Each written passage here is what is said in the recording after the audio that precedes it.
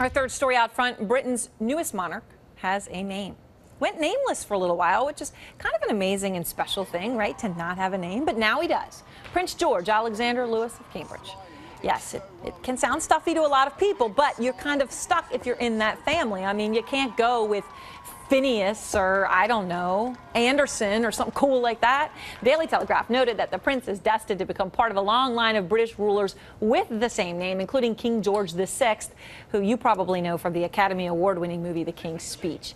Out front tonight, royal expert Victoria Arbiter actually lived in Kensington Palace when her father was press secretary to the Queen, so you've been there, done that.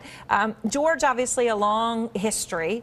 Some might say a stodgy name, but it's an important royal name. It is, and actually it's had a resurgence in England in terms of popularity. It's cool again. George, patron saint of England. You mentioned 6 King Georges. Yes. And so I think it was always going to be a no-brainer. That's amazing. It's cool again. Yeah, which I guess the names that are classics, they cycle back through, right?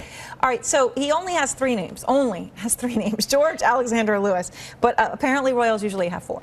So how did he get away with 3? Royal males normally have 4. I think this is William's whole bit in terms of modernizing the monarchy. Yes, it was surprising, sort of men have 4, girls have 3.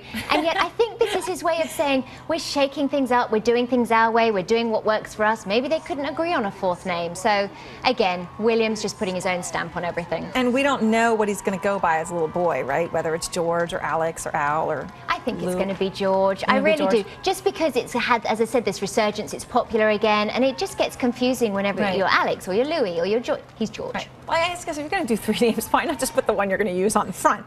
But now, there doesn't seem to be a nod to the Middleton family here, though. Maybe the 4th could have been some name Kate's family liked, no? Maybe, no, but not in this case. There is no intended disrespect, but the future sovereign is the Windsor bloodline, and so these are Windsor names. There are certainly references to family members, far-out family members, but they're all royal members. I think a 2nd, potentially a 3rd child will see lots of tributes to the Middletons, just not on a future monarch.